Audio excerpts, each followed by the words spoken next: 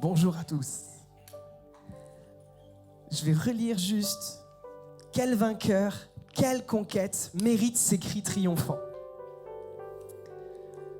Peut-être que c'est la première fois que tu viens dans cette église et peut-être que c'est la seule fois de l'année où tu vas à l'église. Peut-être que c'est la béa de l'année, c'est pour faire plaisir à papy-mamie, peut-être.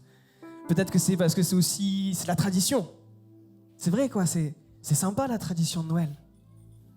Il y a des décorations partout, ça rassemble la famille, on vient en aide aux pauvres, le concept est sympa. Nous les chrétiens à Source de Vie, on croit que c'est beaucoup, beaucoup plus. On croit que c'est l'anniversaire de Jésus, tout simplement. Noël, c'est un anniversaire. Nous croyons que Jésus est le Fils de Dieu. Nous croyons qu'il est venu sur terre pour nous sauver de nos fautes, nos écarts, nos péchés. Et nous croyons qu'il est mort, qu'il s'est sacrifié, mais qu'il est ressuscité. Et pour cela, il est vainqueur sur les ténèbres et sur la mort. Oui, mais pourquoi? À quel moment Jésus, qui se dépouille de toute sa puissance de Dieu, vient sous forme de bébé? On peut en parler un peu? Sous forme de bébé. Pourquoi il n'est pas venu à l'âge d'homme? Il aurait fait exactement la même chose, les mêmes miracles qu'on lui connaît. Il se serait sacrifié de la même manière. Il serait ressuscité de la même manière. Pourquoi sous forme de bébé? Pourquoi? Par amour, comme il a été dit.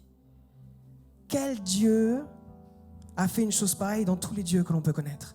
Aucun. Pourquoi? Pour être proche de nous. Pour être proche de nous. Jésus nous dit, il est la lumière du monde. Son objectif, ça a été d'être légitime à nos yeux. De dire, je connais, je sais par quoi tu passes. Et c'est d'autant plus pour cela que je veux t'aider. Je veux être ta lumière. Dans 1 Jean, verset 9, qui va peut-être apparaître, on parle de la lumière qui guide. Merci.